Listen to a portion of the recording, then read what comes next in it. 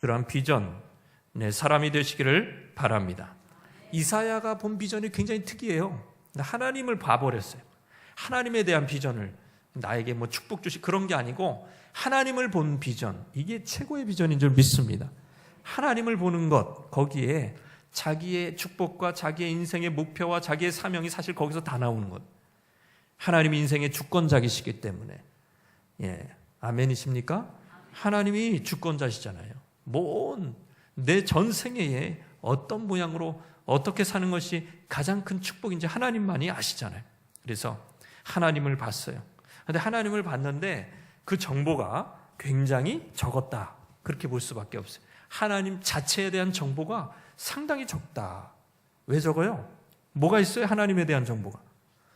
하나님 자체에 대한 정보가 굉장히 적다 이거예요. 본문의 말씀 봅시다. 뭐가 있는지, 하나님이 어떻게 생겼는지, 하나님의 목소리가 어떤지 거의 잘 나오지 않아요. 하나님의 형용을 굉장히 간단하게 서술해 있습니다. 주께서 높이 들린 보좌에 앉으셨는데 그 옷자락은 성전에 가득하였고, 그 다음에 하나님의 자체에 대한 그런 환상에서 다른 걸로 넘어가요. 스랍들에 대한 모습으로. 그게 더 자세하네 보니까. 스랍들에 대한 일종의 천사죠. 천사. 스랍이라는 것. 천사라고 생각하시면 되겠습니다. 여기 보면 높은 보좌에 앉으셨고 옷자락이 굉장히 길었더라. 그러니까 하나님의, 그걸 뭐라 그러냐, 골룡포라 그러냐. 골룡포. 하나님의 골룡포. 왕이 입는 거, 그죠? 그 골룡표는 우시아나 다른 대국의 왕하고는 비교가 안 되게 굉장히 커가지고 성전을 가득 메우는 골룡표였다. 그 옷자락이 가득 성전에 가득했다. 그게 끝이에요. 하나님에 대한 묘사가 그게 끝입니다. 그리고 그 묘사는 어디로, 이 렌즈가 어디로 가냐면 하나님에 대한 묘사보다는, 하나님 자체에 대한 묘사보다는 하나님을 둘러싼 배경에 대한 묘사로 바뀌죠. 그러면서 하나님이 어떤 분이신지 더 잘 알 수 있는 대목입니다. 스랍들이 보좌에 앉으신 하나님을 뭐 하고 있어요?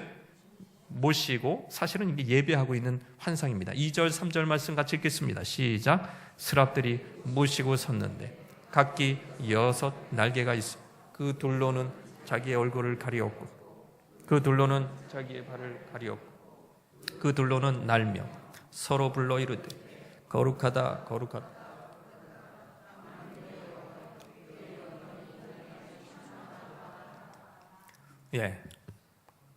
이런 모습이에요.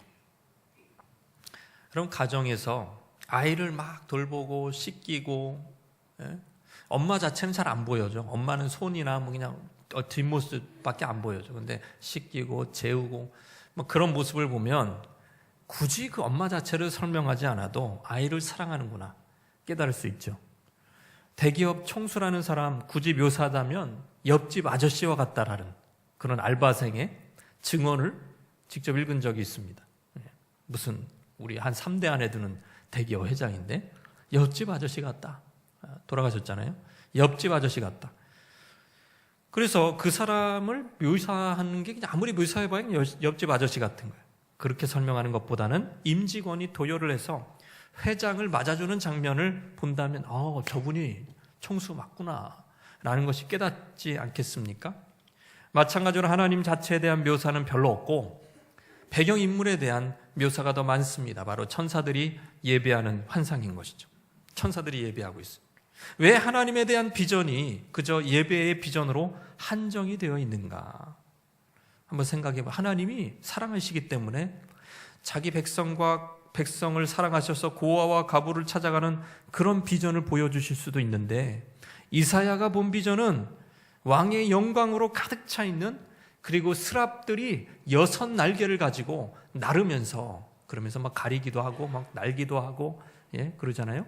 그러면서 자기 자신을 가리면서 날면서 하나님을 예배하는, 왜 이런 환상을 보여주셨을까? 하나님의 모습이 그런 거예요. 여러분, 이 스랍들에 대한 존재를 한번 생각해 봅시다. 스랍들이 뭐라고 불렀어요?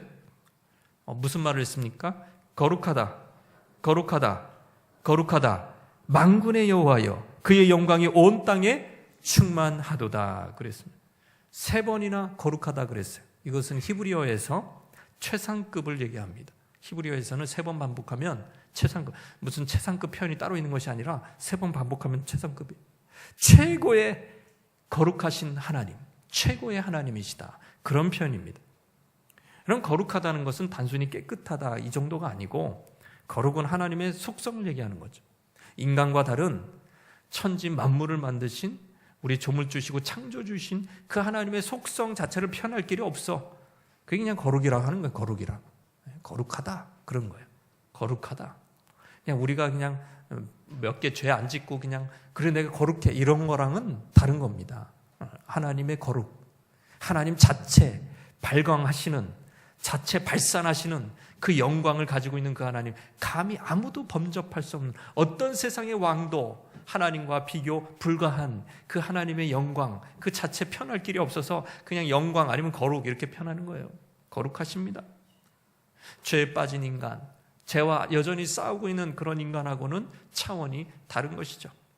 거룩하다고 외치는 여러분 스랍들의 그 외침 때문에 그 목소리가요, 무슨 이 내공이 있는지, 이게 막 그 무슨 뭐 중국 영화에 나오는 것처럼 이게 막 목소리가요 어떻게 돼요? 어떻게 전달이 돼요? 성전의 터가 흔들려 버려요. 뭐 그러니까 이 스랍 하나가 대단한, 그냥 우리는 뭐 6날개 달고 그냥 요정처럼 날고 있네, 절대 그런 모습 아니고, 아마 그 모습을 보면 우리도 뭐 그냥 얼어붙을 것 같은 그런 영광을 그 사람, 그 천사들도 가지고 있었죠. 그리고 목소리 하나로도 거룩하다 거룩하다 거룩하다 그 외치는 목소리로 그냥 성전의 터가 흔들려 버려. 여러분 이게 차원이 다르다 이거죠. 차원이 다르다. 우리가 말씀과 회복, 진정한 회복이 일어날 때, 우리가 은혜를, 다른 말로 은혜를 받을 때 차원이 다른 그런 비전을 보고 환상을 보고, 그 환상의 초점은 바로 하나님에 대한 임재를 만나시기를 주님의 이름으로 축원합니다. 그 봐야 되는 거죠. 봐야 우리가 변화가 되는 거예요. 우리 자녀들이 이렇게 잘 변화가 안 되는 모습들을 볼 때 제가 이제 좀 힘을 보여줘요. 힘이 별로 없지만 그래도 막 이렇게 쌍절곤을 돌린다든지, 뭐 이렇게 쌍절곤 한번 그 앞에서 돌려본다든지, 뭐 이렇게 잘 안 되는 거지만 힘을 보여줘요. 그러면 아버지가 무서운 분이구나, 뭐 이런 거를 깨닫지 않겠습니까? 여러분 더 강하고 더 분명하고 더 실제적인 것을 우리가 봐야 우리가 변화가 돼요. 할렐루야. 하나님이 어떤 분이라는 것을 정확하게 봐야 변화가 되는 거예요. 예? 하나님이 정말 두려우신 분이구나 라는 것을 봐야 변화가 되는 거예요. 목회자도 다 예외가 아니에요. 아주 제가 예전에 굉장히 그때는 결혼하기 전이었던 것 같은데 굉장히 반복해서 들었던 간증 하나가 있는데, 와, 그분의 간증 들으면서 얼마나 그 간증이 은혜로운지, 예. 지금도 대충은 기억이 나요. 그게 무슨 간증이었는지. 좀 되게 오래된 간증이고 그 출처가 뭔지 모르겠지만 이분이 목사님이에요. 목사님인데 어떤 목사님이냐면은 군대에서 이제 이런 군대인지 경찰인지 하여튼 조금 헷갈리긴 한데 하여튼 그런 관공서에서 월급 따박따박 받고 거기서 전혀 이게 걱정이 없는 그런 목사님이에요. 그러니까 뭐 없어요. 뭐 그냥 뭐 걱정할 게 하나도 없대. 어쨌든 그 뭐 계급도 꽤 되고 위치가 있어서 걱정할 게 없어요. 그러다 보니까 이 목사님이 어떻게 됐냐면 이제 뭐 세상적이 된 거죠. 한마디로. 그렇다고 뭐 큰 죄를 지은 건 아니에요. 그런 건 없는데 세상적이 된 거예요. 목사님. 그러다가 어떤 일이 있었냐면 집에서 불이 납니다. 집에서 불이 나요. 하여튼 신기한 것은 자기만 빼놓고 다 도망갔대요. 가족들이. 그렇게 신기한 일이 일어났는지 불이 났는데 자기가 안방에 있었는데 자기 빼놓고 다 도망간 거예요. 예? 어떻게 그런 일이 있어요? 예. 그럼 다 찾아가지고 그 아버지가 있는 거를 뻔히 아는데 하여튼 자기만 빼고 다 나갔대. 일단 하나님이 다루시려면 이런 식으로 다루세요. 그래 불기가 뜨거우니까 이분이 어떻게 했냐면 결국에는 고층에서 떨어집니다. 뭐 12층 이 정도는 아니겠죠. 하여튼 높은 층에서 떨어져요. 그렇게 돼서 이제 죽을 각오를 하고 떨어지죠. 떨어져서 완전히 그 몸이 만신창이가 되죠. 만신창이가 돼. 그러면서 사경을 헤매다가 이제 병실에서 사경을 헤매면서 이제 하나님을 만난 얘기입니다. 그러니까 완전히 이제 다 죽은 사람이죠. 그 사람 다 죽고 거의 눈도 다 그냥 눈도 망가져가지고 눈이 어떻게 됐대나? 눈이 그냥 오징어처럼 이렇게 나왔대요. 오징어처럼 눈이 이렇게 말라가지고 눈알이 이렇게 오징어처럼 이렇게 말라가지고 오징어가 됐대. 안 보이는 거죠. 이런 식으로 하나님이 자기를 다루시는데 여기도 마찬가지. 거기서 하나님을 만납니다. 이사야가 하나님을 만났듯이 정말 하나님이 자기는 하나님을 전하고 하나님을 선포하는 목회자인데도 불구하고 하나님이 그렇게 두려운 분이라는 것을 몰랐다라는 거죠. 핵심은 그거예요. 하나님이 그렇게 무서운 분이라는 걸 몰랐다라는 거예요. 두렵고 떨리는 마음으로 하나님 섬기게 해주십시오 맨날 기도하고 장로님들도 기도하고 그러는데 하나님이 이렇게까지 두려운 분인지 몰랐다라는 거예요. 그거를 깨닫는 거예요. 그러면서 하나님이 얼마나 두려운지 세 가지를 맨날 이분은 간증하면서 그 당시에 그 당시에 굉장히 유명했어요. 이분의 간증이 막 이렇게 돌아다니면서 막 계속 간증하고 다니죠. 하나님이 얼마나 두려우신 하나님인지 깨닫는, 그럼 인생이 바뀐다. 하나님이 얼마나 두려우신 분이냐.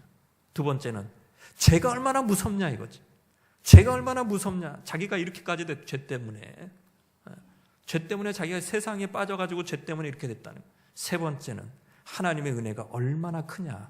그 세 가지를 전해하면서 다녔습니다. 그 간증 들으면 막 눈물이 나와요. 얼마나 막 또 오래돼가지고 지금 살아계실래나 모르겠어요. 살아계시면 한번 그분의 간증 들었으면 좋겠는데, 여러분 차원이 다른 하나님을 만나시기를 바랍니다. 그러니까 내가 왜 그 모양 그 꼴로 사느냐. 예를 들어서 우리 자신을 볼 때 그 모양 그 꼴로 사네. 여기서 왜 변화가 없지? 그 모양 그 꼴로 사는 것은 내가 노력 안 해서도 아니고 내가 열심히 없어서도 아니고 차원이 다른 그분을 못 만났기 때문에 그런, 차원이 다른 하나님을 못 만났기 때문에 그런 거예요. 지금이라도 우리가 이사야처럼 하나님의 지금 이 도포, 그렇죠? 이 권룡포가 그냥 가득 메워지는 이 환상을 우리가 보고 하나님의 실제를 우리가 만난다면 우리는 깜짝 놀랄 겁니다. 우리가 이사야의 입장이 되면 우리의 삶이 바뀔까요? 안 바뀔까요? 예? 우리가 그냥 따라해봐. 그 모양 그 꼴로 산다. 1번. 그 모양 그 꼴로 산다. 1번. 자, 시작. 2번은 바뀐다. 뭐예요? 당연히 바뀌죠. 여러분 안 바뀌는 이유가 열심히 안 살았기 때문이 아니고 비전을 못 봐서 그런 것이죠. 하나님의 위대하심, 하나님의 전능하심, 하나님의 그 놀라우신 충만을 못 만났기 때문에 그렇게 사는 거예요. 우리는 보면은 달라지는 거죠. 보면 달라요. 이사야가 봤어요. 그것도 여러분 예배에 대한 비전을 봤습니다. 그 스랍들의 외침 때문에 성전의 터가 막 그냥 흔들리고 막 깨져버릴 것 같은 그 위험한 상황을 보면서 5절 말씀 같이 읽겠습니다. 시작. 그때 내가 말하되 바로다 나여 망하게 되었도다. 나는 입술이 부정한 사람이요 나는 입술이 부정한 백성 중에 거주하면서 만군의 여호와이신 왕을 배웠음이로다 하였더라 그랬습니다. 바로다 나여 망하게 되었다 이거예요. 여기서 이거는 강조형입니다. 완료형으로 쓰여 있는데 히브리어가 이게 지금 강조하고 이미 끝난 거예요. 끝난 거. 망하게 됐다. 굉장히 이렇게 강한 표현을 쓴 거예요. 난 망했어. 딱 망했어. 왜 망했냐 이거예요. 왜 망했다고 나옵니까? 나는 입술이 부정한 사람이요 나는 입술이 부정한 백성 중에서 거주하면서 여호와이신 왕을 배웠다. 이렇게 얘기하고 있습니다. 왜 이런 얘기를 했을까요? 어쨌든 딱 나는 죽을 수밖에 없다. 그러니까 하나님을 안 배웠어야 되는데 이렇게 입술이 부정한 나는, 그리고 입술이 부정한 백성들 가운데 살고 있는 나는 하나님을 보지 말았어야 되는데 딱 봤기 때문에 나는 망하고 죽었다. 오늘 끝났다. 이런 얘기를 하고 있는 것입니다. 하나님을 만났는데 그 거룩하다 절대 거룩하신 그 하나님을 만났을 때 여러분 여러 가지 죄가 있잖아요. 이사야가 딱 이 죄밖에 없을까요? 다양한 죄들이, 인간의 연약함들이 있을 텐데 이사야는 이 죄를 고백하고 있다라는 것입니다. 입술에 대한 죄를 고백하고 있다라는 것입니다. 우리가 하나님 만났을 때 다 그럴 것이냐? 저는 그렇게는 생각 안 해요. 우리의 정말 하나님 보시기에 하나님 만났을 때 딱 하나님 앞에 꺼리껴져있는 내 모습이 보인다는 것이죠. 이상하게 하나님을 만났는데 하나님의 임재, 하나님이 제대로 임재하시는 것을 만났는데 그 예배의 자리에서, 뭐 예배라기도 하고 어전회의라고도 하는데, 예배의 자리에서 뭐가 생각나요? 하나님이 생각나는 게 아니고 내 이웃이 생각나는 게 아니라 자기 죄가 생각나. 하나님의 거룩하심을 만날 때 자기 죄가 생각나는. 그럼 그것이 진짜 은혜인 줄 믿으시기를 바랍니다. 하나님의 극히 충만한 임재 가운데 그 거룩한 마음으로 우리가 들어갔을 때 내 죄가 생각난다는 거예요. 아, 딱 죽었구나. 내가 입술이 부정한 백성 중에서 거주하고 살고 있었구나. 내가 살고 있는 문화 자체가 그렇구나. 나는 하나님 앞에 오늘 죽었다. 오늘 죽었다. 그게 바로 회개, 이사야의 회개였습니다. 회개였어요. 그 거룩한 임재를 만날 때 그 입술의 부정함을 이사야는 말했어요.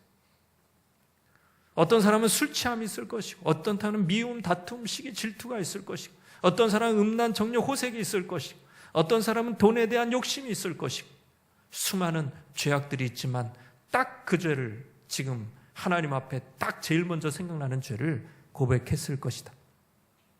이사야는.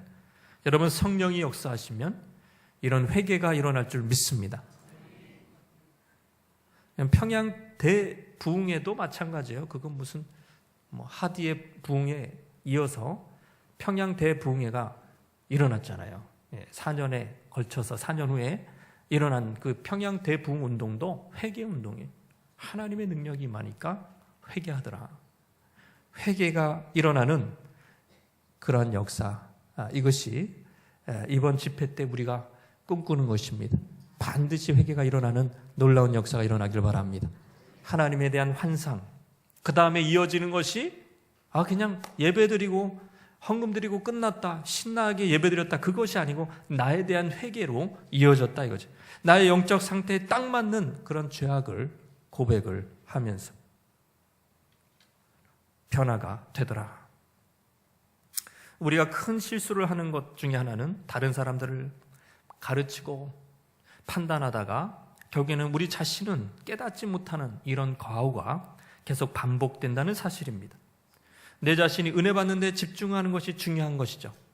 성도들이 은혜 받기만을 관심을 갖고 자기가 은혜 받아야 된다는 생각을 해야 하는데 그렇지 않아요. 저도 그렇고 모든 사람들이 그러한 연약함 가운데 있습니다. 내가 먼저 깨달아야 됩니다. 아멘이십니까? 내가 먼저 은혜 받아야 돼요. 내가 먼저 깨닫고 은혜 받아야 다른 사람을, 예수님 말씀대로 하면 다른 사람을 고칠 수가 있어요. 내가 변화되지 않은데, 내가 진정으로 회개하지 않는데 어떻게 다른 사람을 고쳐요? 어떻게 다른 사람을 판단하고 가르쳐요? 오히려 내가 가지고 있는 것은 들보예요. 들보. 다른 사람은 가지고 있는 것은 티래요. 들보는요, 다른 말로 하면 통나무입니다. 통나무. 들보가. 통나무 정도는 돼야 들보 역할을 하죠. 그렇죠? 그러니까 굉장히 큰 통나무를 끼고 있으면서 다른 사람의 티는 그렇게 잘 보이는 거예요. 내가 먼저 회개해야 다른 사람의 티도 꺼낼 수 있을 줄 믿습니다. 변화의 시작은 다른 사람 탓하는 것이 아니라 내가 변화되지 않았구나.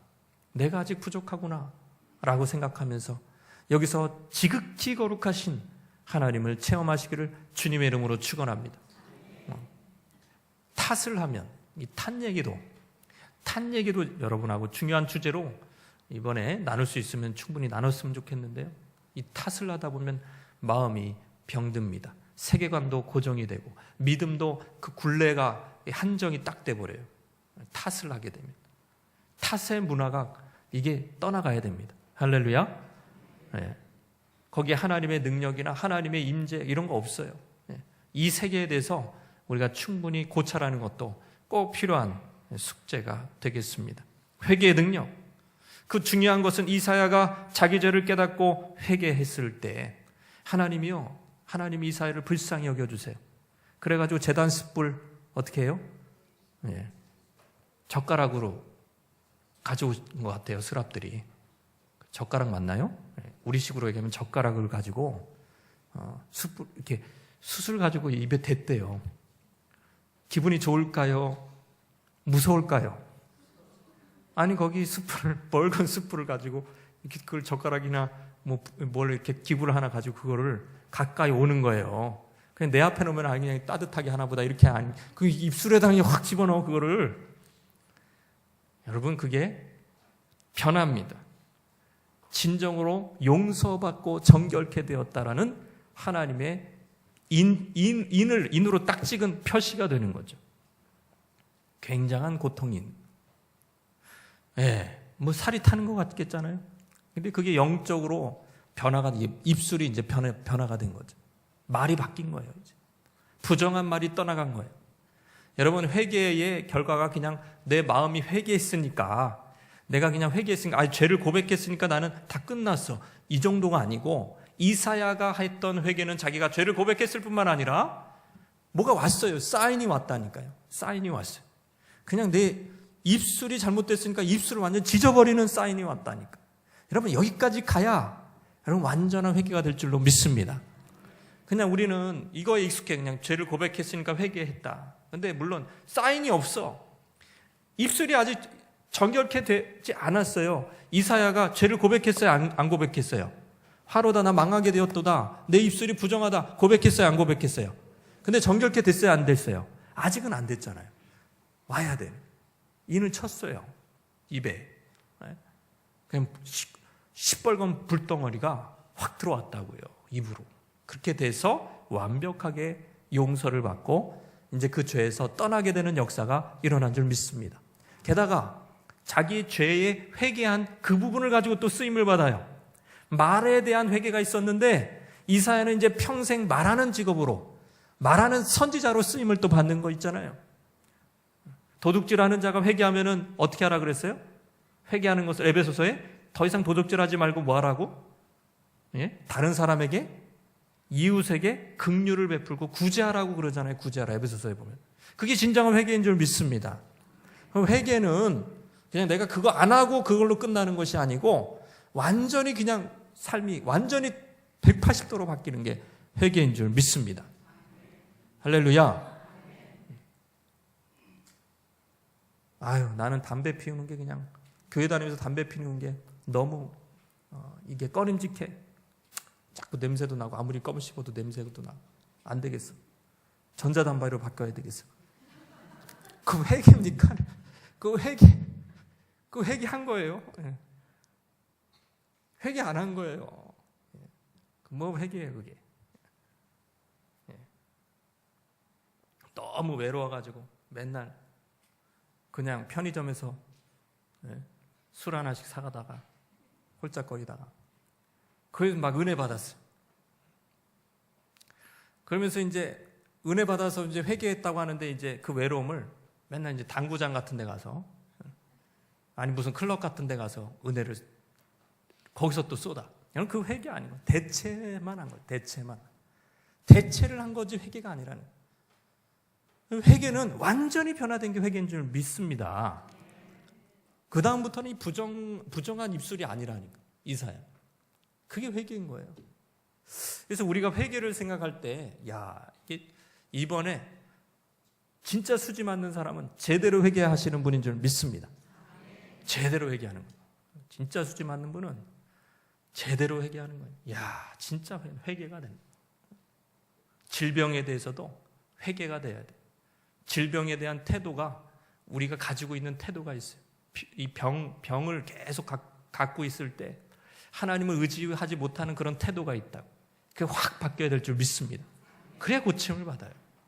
고침을 하나님의 능력이 지금도 역사하는 줄 믿으시기를 바랍니다. 그래서 제 마음 같으면 마지막 날에는 다 한 분 한 분씩 다 나오셔서 원하시는 분 나오셔서 안수기도도 받으시고 제가 뭐 능력 있어서 그런 건 아니고 하나님이 그렇게 사인을 주셔서 여러분의 질병이 다 떠나가는 역사가 일어나기를 바랍니다.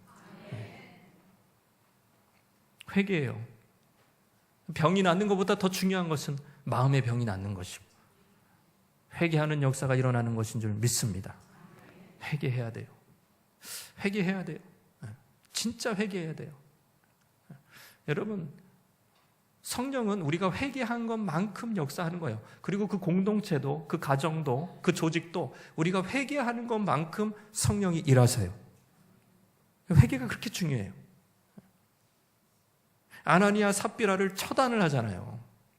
그것 때문에 안 되는 거예요, 교회가. 예루살렘 교회가 안 돼요, 그렇게 있으면. 끝나야 되는 거예요. 그래야 공동체에 복을 주시는 거예요. 철저하게 우리가 그렇다고 그냥 누가 회개해야 돼 이런 게 아니고, 내가 따라해봅시다. 내가 회개해야 된다. 그렇게 돼야 돼. 우리가 내가 진짜 회개해야 된다. 여러분, 기본적으로 우리 자신 안에 따라해보세요. 교만죄가 그냥 깔려 있어요. 우리는 여기에 다 떨어지는 거예요. 여러분, 그 예배에 대한 환상을 왜 주셨을까? 이사에게 주신 환상이 하나님의 모습이 다른 모습도 아니고 그냥 하나님이 그냥 겸손하게 다른 고아와 가부를 이렇게 돌보는 그런 환상을 보여주시는 게 아니라 아주 굉장히 높은 하나님으로 묘사가 되는 이유가 뭘까? 이사야도 신분이 꽤 높아요. 왕을 늘 들락거리면서 만나는 사람이에요. 우리식으로 얘기하면 종교 지도자인데 그게 그런 종교 지도자가 아니에요. 거기는 정치랑 굉장히 밀접하기 때문에 굉장한 그 수준에 있는 사람입니다. 이사야가. 물론 아모스처럼 이렇게 비천한 사람도 있지만 이사야는 선지자 레벨이 달라요. 여러분, 그런 레벨에 있는 사람 얼마나 교만하겠습니까? 그런데 하나님, 이런 하나님을 만난 거예요. 보좌에 앉으시고. 게다가 하나님 잘 안 보여줘요. 스랍들이 그냥 그 부하들이 그냥 날고 막 그러는데 그냥 부하들이 얘기하는 그 한마디에 성전이 막 터가 막 요동해. 그럼 끝난 거 아닙니까? 부하들이 그 정도인데.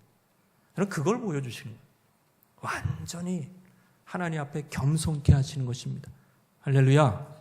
겸손케 하는, 여러분, 진짜 회개는 그런 교만이 떠나가는 게 회개예요. 겸손하게 되는 거죠. 진짜 겸손하게 되는 거죠. 겉으로 겸손한 게 아니라 우리의 속이 진짜 겸손한 거예요. 그런 내면의 변화, 이런 것들이 진정한 은혜의 역사다. 그럼 회개는 그 다음에 능력을 나타냅니다. 따라해보세요. 회개는 능력이다. 회개는 능력을, 이거 언제 다 하나? 이렇게 해가지고 집에 한 11시에 가실 거 다 생각하고 오신 거죠? 11시에 붕해인데 12시에 1시간 반 이 정도 생각하고 오신 건 아니겠죠? 설마. 능력이 임해요. 회개하면, 따라해보세요. 회개하면 능력이 임한다. 근데 왜 회개하면 능력이 임하느냐 하면, 여러분, 능력을 그냥 삼손처럼 그냥 늘 그 능력이 이렇게 있어서, 힘이 있어가지고 블레셋을 늘 무찌르는 그런 능력을 우리가 생각하는데, 그런 건 굉장히 특별한 케이스고, 물론 삼손도 넓게 보면은 역시나 정결함을, 그 나실인의 서원을 깰 때 그런 능력이 사라졌어요. 마찬가지로 능력이라는 것은 정결케 된 심령, 회개하고 깨끗게 된 심령에 하나님이 함께해 주시는 것인 줄 믿습니다. 여러분, 그냥 능력이는 내가 그냥 능력이라는 것을 이렇게 내가 갖는 게 아니고 그냥 하나님이 함께 하시는 게 능력인 줄 믿습니다. 그냥 하나님이 함께 하시는 게 능력이에요. 뭐가 그 능력이에요? 내가 그냥 갖고 있는 게 아니에요. 하나님이 함께 하시는 게 능력이지. 그러니까 이사야는 어때요? 이사야는 회개하니까 마음이 지금 입술이 정결케 됐어요. 그러니까 어떻게 돼요? 하나님이 함께 하시잖아요. 이전보다 더 크게 하나님이 함께 하시는 것, 하나님이 능력이 하나님이 함께 하시니까 어떻게 됩니까? 능력이 나타나요, 안 나타나요? 능력이 나타나요.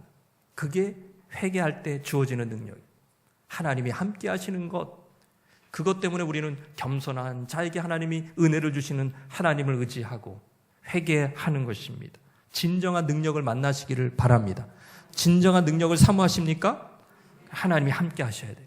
나와 하나님이 함께 하셔야 되는 거예요. 하나님이 사랑하시죠. 우리 인생을 사랑하세요. 그러나 함께 하시냐 이거죠. 함께 하시냐 이거죠. 탕자가 자기 멋대로 그냥 나는 죄지으로 갑니다. 그럼 아버지가 함께 할 수 있냐 이거예요. 유대인들이 도무지 없는 곳으로 가서 돼지고기도 실컷 먹고 나 그런 데 살 겁니다. 함께 못하네요. 탕자 아들이라도 함께 못하는 거예요. 고집 부리고 그냥 지멋대로 하는 아들에게 부모가 함께 할 수 없는 거예요. 그럼 부모의 지혜, 부모의 능력 함께 나타나지 않습니다. 회개라는 것은 하나님을 가까이 하는 것이고 그 손을 씻는 것이고 하나님과 함께 하고자 할 때 하나님의 능력이 나타나는 것이 회개의 능력인 줄 믿습니다. 그 사람에게 하나님이 함께 하시는 거예요. 그 원종수 권사님의 그 간증을 우리가 얼마나 많이 들었습니까? 회개하고 변화되고 맨날 새벽기도 하면서 하나님을 의지하니까 하나님이 함께 하시니까 공부하는 자에게 총명을 주셔가지고 그냥 한번 보면 안 잊어버린다잖아요. 저는 얼마나 그 얘기를 들으면서 시험이 드는지 와, 그게 그 정도의 수준의 뭐 그런 깨끗함이나 뭐가 안 돼서 이렇게 안 보여주시나 막 이런 생각까지 하면서 이렇게 공부하는 시간에 그 다 어릴 때 그 얘기 듣잖아요. 어릴 때 그냥 막 보여주신대요. 하나님이 함께 하시는 것입니다. 여러분 요한복음 15장 3, 4절의 말씀 우리가 다시 한번 읽어볼 필요가 있어요. 묵상해 볼 필요가 있어요. 시작. 너희는 내가 일러준 말로 이미 깨끗하였으니 내 안에 거하라. 나도 너희 안에 거하리라. 가지가 포도나무에 붙어있지 아니하면 스스로 열매를 맺을 수 없음같이 너희도 내 안에 있지 아니하면 그러하리라. 굉장히 하나님의 능력을 오해하지 말라는 거예요. 우리는 자체 발광의 능력을 갖고 있는 사람이 아니다 이거예요. 자체 발광이 절대 우리가 아무리 굉장한 수준에 도달해도 자체 발광은 아니에요. 제자들도 아니에요. 제자들도 그저 깨끗했으니까 이제는 나와 함께 하자. 내 안에 거하라 이거예요. 그리고 나도 너희 안에 거하리라. 이런 우리의 실존이 이런 포도나무 가지와 포도나무 같다니까요. 포도나무 떠나서는 아무것도 아니라 우리는 갑자기 추락하기 시작한다. 그래서 우리의 인생이라는 것은 경건의 능력이라는 것은 굉장히 조심스러운 얘기입니다. 직분을 받았다고 제가 목사 직분을 받고 장로 직분을 받고 권사 직분을 받고 중재직이 됐다고 경건의 능력을 담보할 수 없다라는 거예요. 그래서 제가 처음에 목사 얘기를 들었잖아요. 하는 목사도 그렇게 심판할 수 있다고. 그런 사람을 심판하는데 어떻게 우리는 자체 발광이 아니에요. 베드로는 얼굴이 해같이 빛났을 것입니다. 병자에게 손을 얹기만 해도 병이 떠나가고 귀신이 떠나갔을 것입니다. 그러나 그것은 스스로의 힘이 아니었다. 하나님이 함께 하신 것이었다. 하나님이 함께 하신 것이었다. 베드로에게 함께 하신 그 하나님이 여러분에게 함께 하실 줄 믿습니다. 여러분의 가정에 함께 하실 줄 믿습니다. 그 함께 하심을 보아야 되는 거죠. 함께 하심을 보아야 된다. 내 능력이 아니고 하나님의 능력이다. 히스기야도요 굉장히 잘 나갔어요. 히스기야가 큰 영적인 승리를 이루었어요. 산헤비라는 말도 안 되는 뭐 10분의 1도 안 되는 그런 전력, 10분의 1, 100분의 1도 안 되는 그 전력 가지고 산헤비를 물리쳤어요. 랍사게를 물리쳤어요. 근데 그 마음이요 계속 하나님과 함께 했느냐? 그렇지는 않았다. 얘 마음이 어떤가? 한번 잠시 하나님이 시험을 했습니다. 잠시 떠나봤어요. 심중에 뭐가 있나? 그랬더니 교만이 있는 거예요. 그 성공을 이루고 나서 그 마음속에 교만이 있는 거예요. 그래가지고 내탄골을 다 보여줬어요. 바벨론의 신하들에게. 그 얘기는 뭐냐면 이제 그 바벨론의 신하들이 본 것은 다 바벨론으로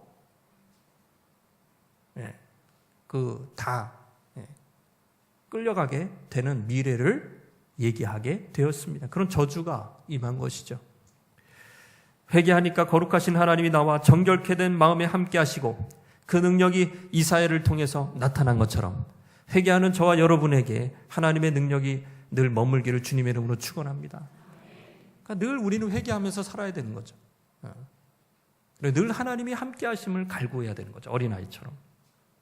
그리고서 이제 사명을 주죠. 내가 누구를 보내며 누가 우리를 위하여 갈고 그때 내가 가로되 이르되 내가 여기 있나이다 나를 보내소서 합니다. 여러분 이것을 다른 분들은 어전회의라 그래요. 어전회의. 하나님이 회의를 한 거죠. 회의를. 예배하는 가운데, 하나님이 임재하는 가운데 회의를 하는 거예요. 이 완악한 백성에게 선지자를 보내긴 해야 되는데 누구를 보내지라고 할 때 지금 입술이 정결케 된 이 이사야가 지금 이제 1순위로 떠오른 거죠. 이사야가 죄를 깨닫고 회개하고 변화되니까 여러분 거기서 이사야가 하나님의 종으로서 사명을 받습니다. 회개할 때 하나님이 사명을 주실 줄 믿습니다. 사명을 주세요. 근데 그 사명이 굉장히 특이해요. 사명이 뭐냐? 여러분 다시 9절 10절 한번 읽어보겠습니다. 9절 10절 시작.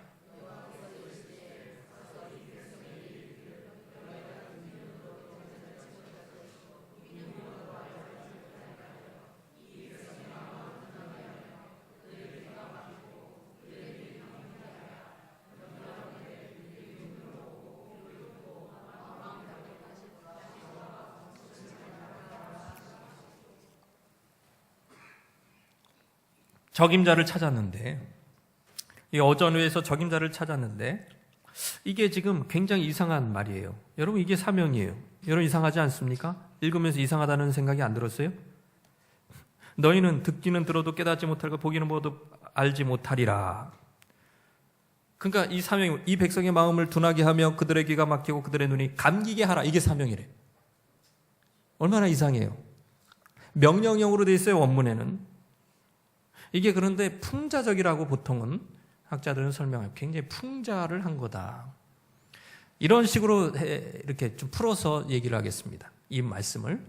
너희는 계속해서 들으나 결코 이해하지 못한다. 너희는 계속해서 보지만 결코 깨닫지 못한다. 이거래요. 그 사역을 지금 하는 거예요. 이사야가 지금 이 사명을 받아서 이 백성들에게 말씀을 전파하는데 이 백성들의 실상은 죄악으로 충만한 실상이었고 이미 하늘 궁정의 회의에서는 이들을 심판하기로 이미 결정이 돼버린 상황이에요. 그런데 왜 심판하기로 결정이 됐을까? 가능성이 없다라는. 그래서 이 백성들의 죄악을 적당히 눈감지 않을 거라는 얘기입니다. 왜 이 백성들은 깨달음과 회개와 치유를 경험할 수가 없을까요? 여기서 굉장히 반어적인 요소를 가지고 어법을 가지고 이런 표현을 하고 있습니다. 그렇지 않으면 그들은 눈으로 보고 귀로 듣고 마음으로 깨달아 회개함으로 회복될 것이다. 회개하지 말래. 아예 반어적인 표현이죠. 이 말이 굉장히 어려운 얘기인데 이 얘기를 이사야에서 이 사명을 누가 또 써요? 예수님이 또 얘기하는 거 있죠. 예수님이 공생의 사역을 시작하여 천국이 도래하 있음을 선포하고 복음을 전했습니다. 귀신을 쫓아내 병든 자를 치료했는데 이 많은 쫓는 무리들이 있었는데요. 천국 복음을 이해하지 못했어요. 결론적으로는. 그리고 종교 지도자들인 바리새인과 서기관들은 핍박을 또 해요. 그들의 예수님이 그 애쓰심에 비해서 열매가 별로 없었습니다. 그때 예수님이 하신 말씀이 이사야 선지자가 했던 그 예언의 성취가 이 세대에 이루어졌다 이런 얘기를 하고 있습니다. 이사야가 그의 사역을 시작할 때 이미 사람들은 마음이 강팍해서 그의 메시지를 깨닫지 못할 거라는 하나님의 전제가 이미 끝나버린 거죠. 그러니까 이 심판을 받을 때 이거는 빼지도 못하고 핑계하지도 못하게끔 이사야가 지금 메시지를 전하고 있는 거예요. 마찬가지로 예수님도 동일한 반응을 시간입니다. 마음만 먹으면 눈으로 보고 귀로 듣고 말씀을 듣고 깨달아서 변화될 수가 있는데 문제는 이 사람들이 고의적으로 예수님의 말씀을 외면했다 이거죠. 유대인들이 자기만의 아주 독특한 유대교 종교적인 도법을 가지고 예수님을 죽이고 말이죠. 파멸을 자처하고 있다. 요한복음 12장 39절 40절에 그래서 그들이 능히 믿지 못한 것은 이 때문이니 곧 이사야가 다시 일러스되 그들의 눈을 멀게 하시고 그들의 마음을 완고하게 하셨으니 이는 그들로 하여금 눈으로 보고 마음으로 깨달아 돌이켜 내게 고침을 받지 못하게 하려 함이라. 여러분 이게 예수님 시대에서 끝난 얘기냐? 아니라는 거예요. 계속해서 듣고 계속해서 보고 계속해서 말씀을 들어도 진정한 변화를 일으키지 못한다면 우리에게도 이 말씀이 적용된다 이겁니다. 오히려 은혜로운 그 말씀들이 나중에 하나님 앞에 심판받을 때 핑계치 못할 말씀으로 사용된다면 우리가 얼마나 억울하고 얼마나 마음이 힘들겠냐 이거예요. 이해가 되십니까? 이게 무슨 말인지. 핑계치 못할 말씀이 너 그때 들었잖아. 그때 너 선지자를 통해서 목회자를 통해서 아무개 목사를 통해서 그때 하나님 말씀 들었잖아. 근데 너 왜 그렇게 살았니? 라고 핑계하지 못하는 그런 말씀으로 쓰임받는다면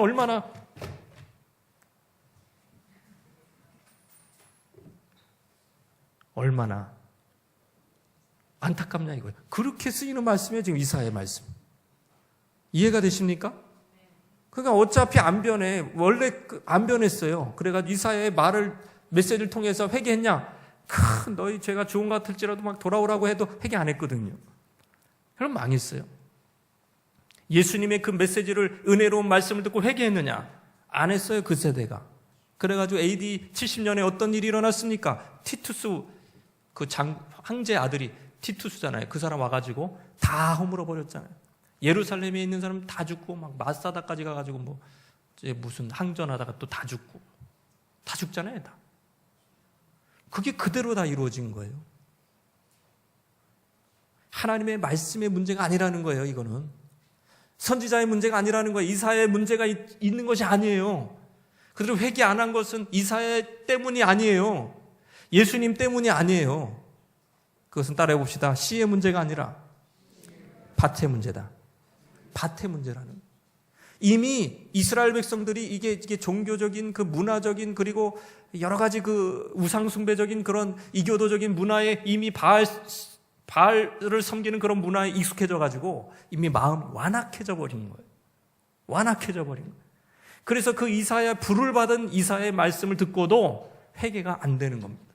완악해져 가지고 딱딱하게 굳어 가지고 결국 예수님도 그 말씀을 하잖아요. 누가복음 8장 5절에서 8절 보면 씨를 뿌리러 가는 자가 계속 빨리 읽겠습니다. 그 씨를 뿌리러 나가서 뿌릴새 빨리 읽겠습니다. 길가에 떨어지며 밟히며 궁중의 새들이 먹어버렸고 더러는 바위 위에 떨어져 나다가 습기가 없음을 말랐고 더러는 가시떨기 속에 떨어지며 시간이 없잖아요 지금. 언제 읽어요 이거를? 네, 그렇죠. 우리가 잘 알고 있는 말씀이죠. 잘 알고 있는 말씀. 씨 뿌리는 자의 비유기도 하지만 사실 더 정확히 얘기하면 밭의 비유예요. 씨 뿌리는 자는 동일하게 뿌려. 밭이 달라, 밭이. 예, 밭이 달라요. 바위에 떨어지는 씨가 있습니다. 예, 길가에 떨어지는 씨가 있습니다. 가시떨기 위에 떨어지는 씨가 있어요. 좋은 땅에 떨어지는 씨가 있어요. 씨는 똑같아.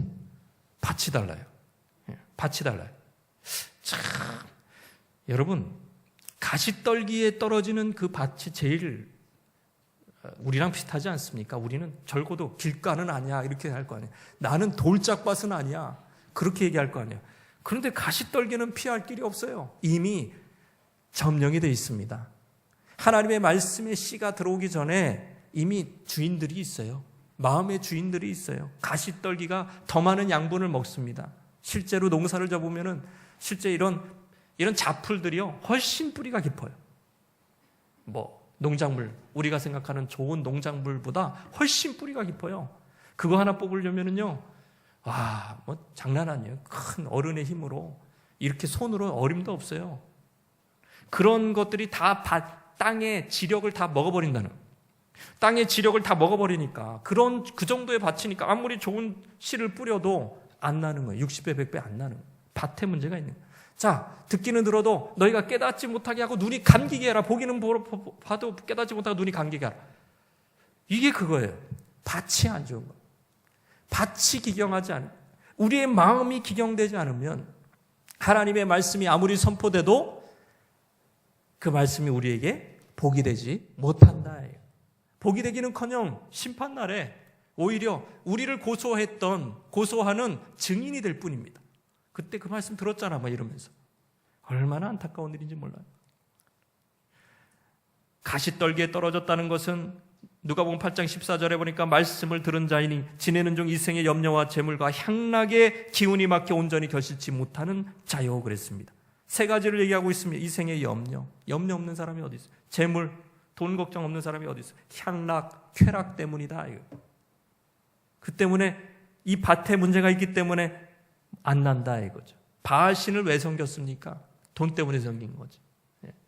바알신을 중심으로 경제적인 시스템이 운영이 돼 버리는데 아예 이제는 눈치 보다가 결국에는 돈 때문에 바알신의 연류가 돼 버리는 이스라엘 백성들처럼 우리도 그렇다 이겁니다.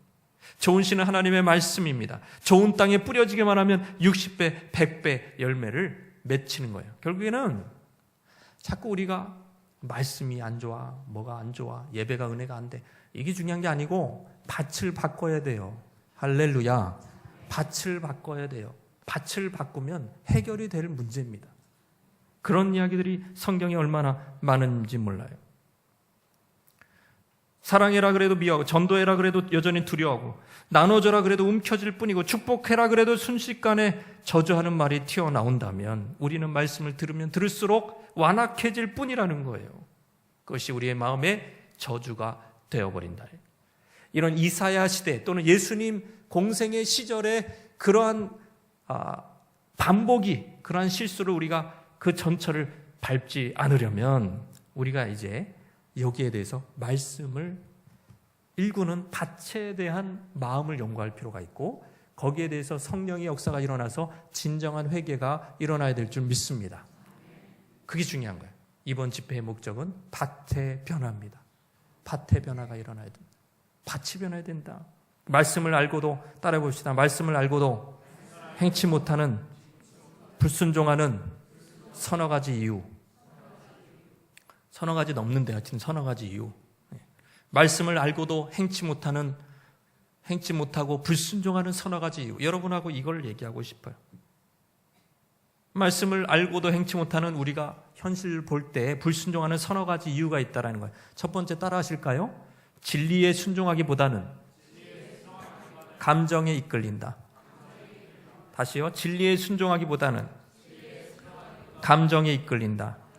마태복음 5장 21절 22절에 이런 말씀이 있습니다. 옛사람에게 말한 바 살인치 말라 누구든지 살인하면 심판을 받게 되리라 하였다는 것을 너희가 들었으나 나는 너희에게 이르노니 형제에게 노하는 자마다 심판을 받게 되고 노하는 자나마 분노예요.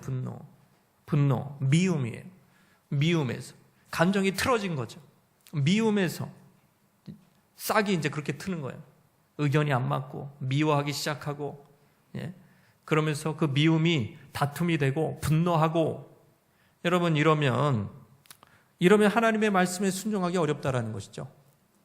지옥불에 들어간다고 얘기하고 있지 않습니까? 심판을 받게 된다고 얘기하고 있어요. 이런 분노하고 억울해하고 이런 분들이 상당히 많아요. 그리스도인들 중에서. 그래서 어떤 분들은 이걸 어떻게 해야 되나 해가지고 어디 꼴짝에 이상한 사역자를 찾아가서 그런 사역자 찾아가면 뭐라고 합니까? 기도하면서 막 네가 미워하는 사람 있잖아. 막 욕해. 막 욕해도 돼. 욕하면서 막 미워하는 사람들 욕하면서 막 기도해. 막 그래. 그런 사역자들이. 알게 모르게 그런 데 가는 분도 계시고. 우리는 없죠. 그런 사역들이 있어요. 물론 완전히 100% 그 사람이 잘못됐다는 것은 아니지만 문제는 열매만 다루고 있는 거죠. 더 깊은 뿌리를 다뤄야 합니다. 왜 그렇게 화가 나는지 기도하면서 물어야 된다는 거예요. 이 밭의 문제라니까요. 그러니까 어떤 부분에 사단이 계속 그 사람을 평생을 갖고 놀 수가 있어요. 분노 하나로. 조금 하면 분노하는 거예요. 조금 하면 분노하는 거예요. 원인이 있다니까요. 그게 밭의 문제라요. 밭의 문제. 그러니까 이 분노하지 말고 다른 형제를 축복하고 사랑하라는 그 말씀은 100번 들어서 1000번 들어서 아는데 안 되는 거예요. 어떤 상황이 딱 맞아떨어지면 분노하기 시작하는 거예요. 그거를 우리가 그 밭을 바꿔야 된다. 따라해보세요. 밭을 바꾸자. 이 밭이 있어요. 어떤 분은 사모님이세요. 실화의 사모님이신데 엄청 이제 본인이 안에 분노가 있고 물론 제 아내는 아닙니다. 이게 오해하시면 안 되고 그리고 자기 자녀도 그 분노의 영향력을 받아요. 그래서 이제 이분이 기도하다가 목회자 자녀예요. 또 그분은 목회자 자녀. 무슨 생각을 받았냐면 4살 때 자기가 이제 4살 때 밥상을 엎은 거예요. 밥상을 엎은 거예요. 밥상을 엎었다고 엄청나게 이제 꾸지람을 받은 거죠. 장난이 아니게. 밥상 이렇게 뭐 하다가 얘가 이제 뭘 이렇게 밥상을 이렇게 팍 쳐가지고 어떻게 된 거예요. 4살이에요, 4살. 중요한 거는 4살이라는 게 중요해요.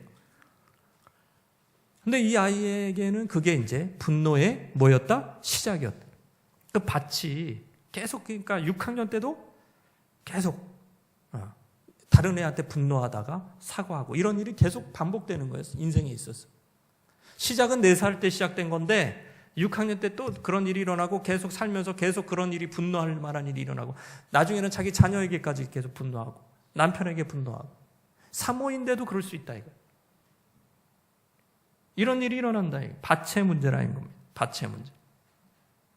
그냥 그때 만약에 이해해주고 아유 네가 이렇게 힘이 세졌어 하면서 뽀뽀 한번 해줬으면은 그런 여자아이로 자랐을까요? 안 자랐을까요? 안 자라죠. 부모 마음에 분노가 있었던 거지. 부모 마음에. 그래서 다른 사람의 약함이나 이런 걸 이해해주지 못해요. 참지 못해요. 소리를 지릅니다. 그냥 그런 인생을 뭐냐면 그런 인생과 같이 있으면 시한폭탄이다. 시한폭탄이다. 시한폭탄과 같다. 칙각칙각하다 언제 터질지 몰라. 어떻게 그렇게 살 수가 있어요? 사실은 모든 가해자는 따라요. 모든 가해자는 사실은 피해자다. 학교 폭력으로 인해서 피해를 당했던 친구가 나중에 가해자가 되잖아요. 당한 만큼. 예? 군대에 있어서 얼차를 받고 피해를 입은 그러한 이제 그 사람이 그대로 뭐 보느냐. 자기가 상급자가 돼가지고 엄청 괴롭히는 일을 반복하듯이. 가해자가 사실은 피해자였다라는 것이죠. 안타까운 일이 우리 삶 속에 계속 일어난다. 분노가 반복이 되는 분들. 내 삶 속에 분노가 반복이 되는 분들. 엄청 그것도 교회 안에서도 다 일어나요. 때와 장소를 가리지 않아요. 상황만 맞으면 분노가 나는 거예요. 이게 바뀌어야 돼요. 그래야 순종이 됩니다. 이 밭의 문제가 해결이 되어야 돼요. 성령이 제단 숯불을 우리 입술에 대듯이 우리의 마음의 분노에 바로 그 마음 깊은 곳에 제단 숯불에 이사야의 입술에 댔던 것처럼 그 붉은 성령의 역사가 그 마음 중심에 그 시작점에 되는 놀라운 역사가 일어나기를 바랍니다. 기도하다가 그런 게 일어나요. 맨날 교회에서는 용서해라, 분노하지 마라, 화내지 마라. 그건 뭐 속에 경일 낀 거죠. 그분한테는. 전혀 도움이 안 돼요. 그게 나중에는 자기를 심판하는 말씀이 될 수 있다라는 거예요. 바로 이사야의 말씀이 될 수 있다라는 거예요. 또 우리가 진리에 순종하기보다는 또 어디에 이끌려요? 정욕에 이끌린다. 따라서 정욕에 이끌린다. 마태복음 5장 27절에 이런 말이 간음하지 말라 하였다는 것을 너희가 들었으나 나는 너희에게 이르노니 음욕을 품고 여자를 보는 자마다 마음에 이미 간음하였느니라. 그렇게 되죠. 정욕의 시작은 외로움이죠. 외롭게 자란 아이, 외롭게 자란 사람, 정욕에 이끌리기 쉬워요. 성중독을 포함한 모든 중독적인 행위는 이미 밝혀졌어요. 부정적인 감정을 회피하기 위함이다. 이 정리가 다 돼 있어요. 상담하기. 뭐라고요? 부정적인 필링을 회피하기 위해서 빠지는 것이다. 마음 안에 여전히 부정적인 마음이 있는 거예요. 외로운 마음이 있고 힘든 마음이 있는 거예요.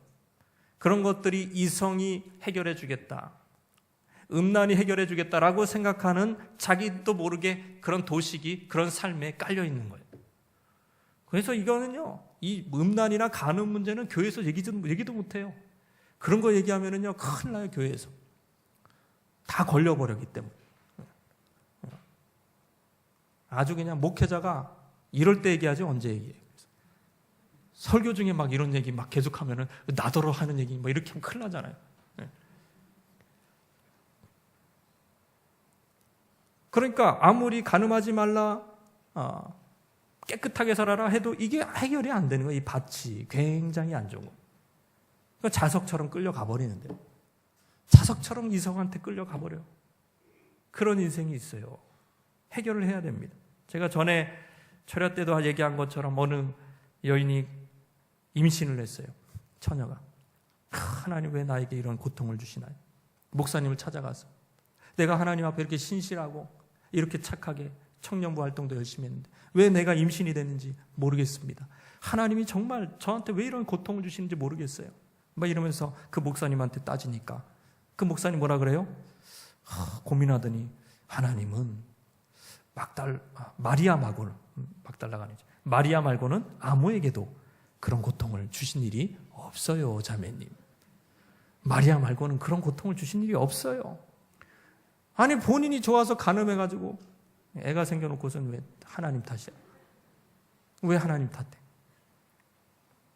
상담을 통해서 중독적인 행위를 일시적으로 멈출 수는 있습니다. 그러나 뿌리에 대한 문제, 요즘에는 또 이게 우리나라는 굉장히 조금 안타까운 게 정신과 학계에서 이런 이제 미국처럼 이런 이제 뿌리의 문제를 보게 하는 상담학이 발전이 안 되고 약물 쪽으로 거의 다 가버렸어요. 제가 직접 들은 얘기예요. 그냥 약만 먹어, 그냥 가면. 문제가 있으면 약만 먹어요. 그러니까 행동이 둔해지고 그게 그냥, 그러니까 이게 뭐예요? 깊이가 아니고 그냥 열매만 다루는 거죠, 열매만. 안타까운 일이에요. 계속 그러니까 반복이 되는 거예요. 약만 먹으니까. 학계가 아예 그렇게 가버렸대. 정신과 학계가. 이쪽은 뭐 시간도 오래 걸리고 돈도 많이 들고 이러니까 이쪽은 안 하고 그냥 약물 치료로 끝나버려요. 제대로 치료 안 해, 이쪽은. 여러분, 그리스도 안에서 내가 누구인지 정체성을 발견하고 하나님의 은혜를 받고 우리의 마음의 깊이, 또 특별히 그 부분이 연약한 사람에게는 하나님이 그쪽으로 계속 그 재단의 숯불을 댈 줄로 믿습니다. 우리 인정해야 돼요. 연약함이 있음을. 그리고 하나님의 인정함, 하나님의 은혜가 그렇게 임하는 거예요. 그렇게 계속 재단, 입술에만 딱 재단 숯불이 임하는 것처럼 그런 사람에게는 그 마음 밭에 있는 문제가 해결되도록 거기에 계속해서 은혜가 임하는 거예요. 그래서 그 토양을 확 바꿔버리는 거예요. 할렐루야. 감정에 이끌리는데 어떤 사람은 염려와 걱정이 많아요. 따라해보세요. 염려와 걱정이 많다. 예수님이 그랬잖아요. 뭘 입을지 먹을지 염려하지 말라 그랬잖아요. 이거 언제 다 해요? 지금 좀 기도해야 되는데. 이것만 해야 되겠네, 그럼. 예. 앞부분만. 예. 염려와 걱정이 많아. 염려와 걱정이 많아. 부모님, 이거는 세대, 부모님 때부터 계속 이어지는 겁니다. 부모님이 어떤 문제를 보고 염려와 걱정하지 않고 기뻐하고 거기서 할 수 있어, 내가 해보지 뭐 이러면서 긍정적으로 살았던 부모님 곁에서 자랐으면 그렇게 염려와 걱정이 많은 인생이 안 돼요.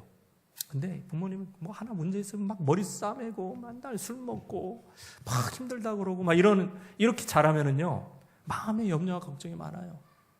우울해요.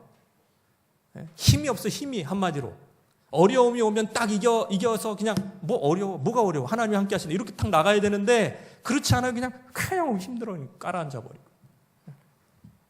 그래서 그런 사람에게 뭐 도파민 뭐 이런 걸 더 뭐 어떻게 활성화시켜가지고 화학물질로 기분을 바꿔줄 수 있지만 그건 근본적인 문제가 아니에요. 마음에서 도파민이 나오는 거지. 그게 그렇게 마음에서 도파민이 안 나오다가 이게 굳어져가지고 도파민이 안 나오는 거지. 그게 마음의 문제죠. 그게 왜 기질적인 문제예요. 마음이 처음 이렇게 안 되니까 자꾸 도파민이 안 나오는 거지. 생물학적인 기질적 원인은 오늘날 나타난 정신질환의 단지 5%를 상회할 뿐이라고 합니다. 딱 5% 정도가 딱 그 약을 먹으면 딱 낫는데. 우울은, 그 염려는 우리 안에 뭔가가 죽어가고 있다는, 상실되고 있다는 증거입니다. 진리에 순종하기보다는요, 그런 염려와 걱정과 근심이 있으면 순종 안 한다니까요. 하나님이 아무리 말씀하셔도 염려가 깊어. 순종 안 해, 그 부분에 대해서. 또 하나 순종 안 하는 부분이 있어요. 두려움이 있으면 또 순종 안 해요. 두려움이 있으면. 예수님은 염려와 걱정, 두려움을 죄악시합니다. 누가복음 12장 4절에 보니까 내가 내 친구 너에게 말하노니 몸은 죽이고 그 외에는 능히 더 못하는 자들을 두려워하지 말라. 두려워하면 직무유기를 하게 돼 있어요. 성도로서. 복음을 전할 수가 없어요. 두려워하기 때문에. 두려움 문제 해결하지 못하면 복음 전도자로서 우리가 인생을 정말 영원히 좋은 거거든요. 영원히 칭찬받는 그 자리가 바로 복음 전도를 하는 자리입니다. 여러분 믿으십니까? 왜 복음 전도는 영원히 칭찬을 받냐? 여러분이 전도한 사람을 어디서 만나요? 천국에서 만나니까. 그 사람들이 여러분을 영접해 주실 것입니다. 영원히 축복받는 비결이에요, 사실. 복음 전도는. 그것이 단순히 교회 부흥하고자 하는 것이 아니라 하나님의 명령이고 우리가 인생에서 받아준 최고의 축복이고 영원까지 가져갈 수 있는 면류관이기 때문에 그래요. 아멘이십니까? 면류관이에요, 그게. 근데 그걸 못하는 이유는 두려움 때문에 그런다. 하나님 말씀에 순종하지 않으면, 두려워하면 하나님 말씀에 진정한 그 핵심을 하지 못합니다. 우리가 복음을 전하지 않으면, 담대히 복음을 전하지 않으면 더욱더 담대한 이상한 사람들이 다른 복음을 전해요. 동성애자들이 인권을 연막작전 쓰면서 훨씬 더 담대하게 자기들의 복음을 전해요. 얼마나 어려운 일입니까? 여로보암 왕이라는 사람 하나님이 축복해 주셨어요, 사실은. 그래서 북이스라엘의 10개 지파 이상을 떼줘가지고 여기는 2개, 남유다는 2개밖에 못 가져가고 10개 이상을 바쳐서 너 가져라. 나만 잘 섬겨라. 선지자 통해서 다 얘기했어요. 근데 그 사람 왜 걸려 넘어졌습니까? 두려워하기 때문에. 두려움의 문제가 해결이 안 됐어요. 뭐 때문에 두려워했어요? 북이스라엘의 자기 백성들은 북이스라엘인데 남유다에 속한 예루살렘 성전에 가서 예배를 드리러 가는 거예요. 그럴 때 두려운 마음이 생겼어요. 어쩌지? 저러다가 남유다 왕한테 다 넘어가는 거 아니야? 마음이 다 넘어가는 거 아니야? 그 두려워했다라는 말이 나와요. 그걸 두려워했다고 나와요. 그래가지고 이 사람이 어떻게 했어요? 예루살렘은 하나지 나는 2군데 세운다. 베델과 단에 예배 초소를 2군데 세워가지고 이스라엘을 철저히 망하게 합니다. 대대로 망하게 해요. 혼자 망한 게 아니라. 두려움 하나가요, 완전히 나라를 망치는 거예요. 여러분,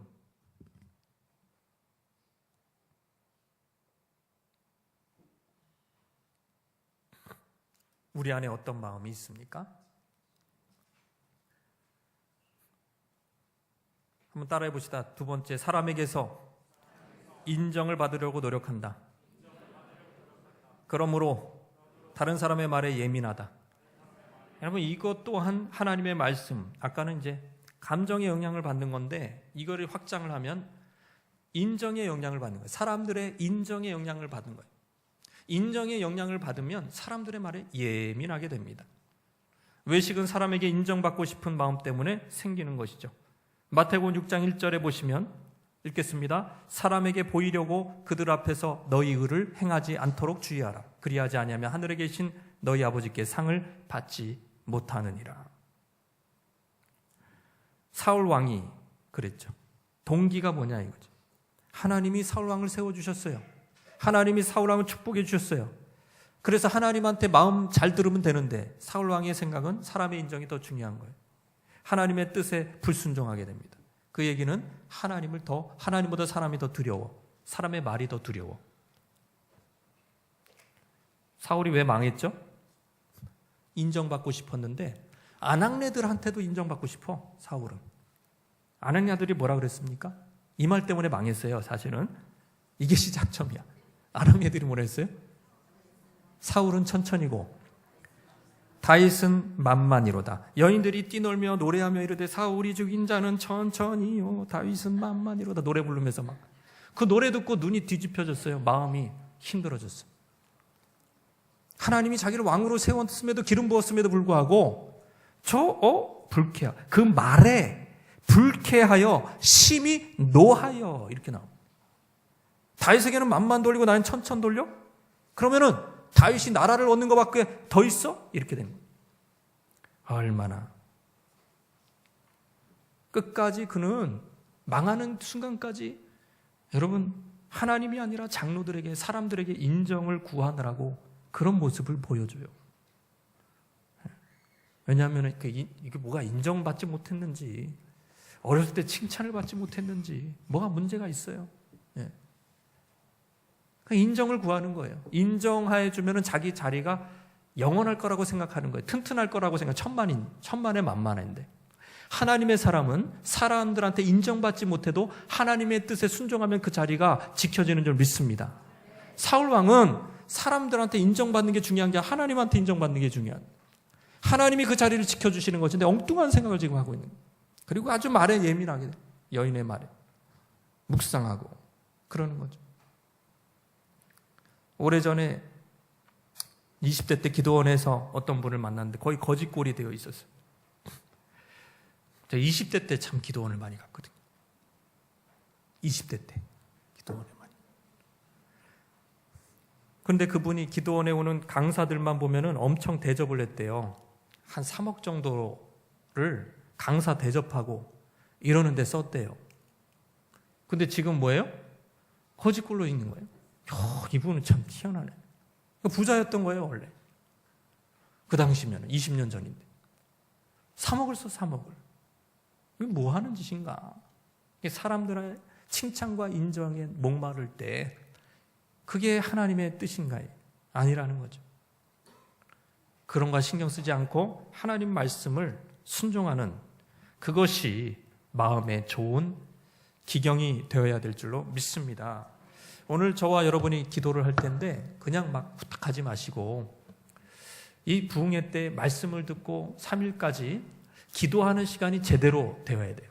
정말 중요한 시간은 뭐냐면 말씀 듣는 시간이라 뿐만 아니라 기도하는 시간. 기도하는 시간에 성령이 운행하실 줄 믿습니다. 성령이 역사하시는. 그리고 이번 3일 집회 동안에 특별히 여러분의 밭의 문제, 마음의 문제 이게 해결되어야 제단 숯불에 내 이사의 입술에 딱 댔듯이 그런 하나님의 확증이 오셔야 돼요. 확증이 오셔야 우리의 삶에 반복되는 문제, 여러분이 지금 저와 여러분이 가지고 있는 문제들을 가만 생각해보면 이게 반복되는 문제일 수도 있다. 여러분이 한번 묵상을 해보십시오. 인생에 반복되는 문제들, 그거를 여러분이 생각하면서 여러분이 반복되는 죄의 문제, 어려움의 문제, 근심의 문제 다 있어요. 그러나 그것들이 하나님의 말씀에 순종하지 못하게 한다면 여러분 그것들을 끊어내야 되고 주님의 임재 가운데 제단 숯불에 입술이 되어지시 하나님의 능력이 나타나기를 주님의 이름으로 축원합니다. 기도할 때 하나님이 분명히 보여주실 거예요. 우리의 밭의 문제를 분명히 보여주실 것입니다. 그 마음이 자유케 되어야 돼요. 밭의 문제가 해결되어야 하나님 말씀에 순종할 수가 있는 거예요. 하나님 말씀에 순종하는 게 얼마나 여러분 하나님 말씀에 정말 순종한다고 얘기할 수 있어요? 여러분 갈렙과 여호수아 2명밖에 순종한 적이 없어요. 여호수아 갈렙 딱 2명 순종했다고요. 여러분 하나님 말씀이 여러분이 우리가 그 상황에 가서 여호수아 갈렙처럼 하나님 말씀에 순종할 수 있어요? 자이언트 다 있고 철병거 다 있는데 하나님 그냥 들어가래. 할 수 있어요? 두려움이 없고 사연이 없고 정말 이 마음의 밭이 좋아야 그 말씀이 들어가는 거예요. 그냥 어린아이처럼 되어야 그거 말씀 순종하는 거지. 그러니까 그 많은 사람들이 그 기적을 보고 그 기적을 체험했는데도 다 불순종하잖아요. 그때는. 기적은 다 나한테 도움이 되는 거니까 홍해 갈라지고 만 나오고 이런 거는 다 도움이 되니까 그냥 받아 먹어놓고서 나중에 그냥 가라. 마치 그냥 골리앗 앞에 다윗이 그냥 물맷돌 갖고 그냥 가듯이 그냥 가라. 여러분 골리앗이 앞에 있어요. 여러분과 저가 다윗이라고 해보세요. 물맷돌 딱 쥐어주고 원래 너 평소에 이거 잘 돌렸잖아. 가 그냥 내가 함께 해줄게. 평소에 너 그냥 뿅뿅 하면은 그냥 다 그냥 곰도 맞추고 그랬잖아. 그냥 가라니까. 가 제발 가 라고 할 때 여러분이 갈 수 있을까요? 좀 정직하게 얘기해 봅시다. 저는 대단하다고 생각해요.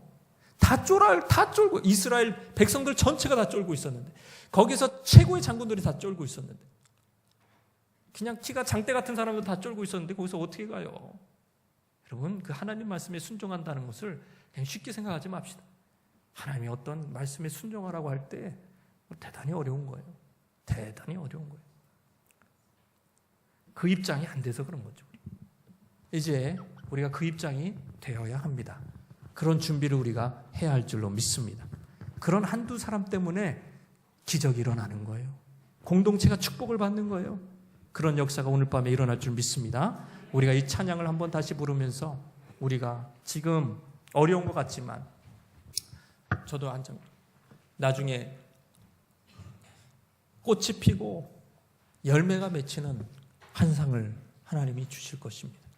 우리를 축복해 주시는 하나님, 영광 가운데 함께 하시는 하나님, 그 하나님 우리가 묵상하면서 이 찬양을 부르시면서 정말 성령 앞에 우리가 뭐 바쁜 게 뭐 그렇게 바쁜 게 많아요. 예.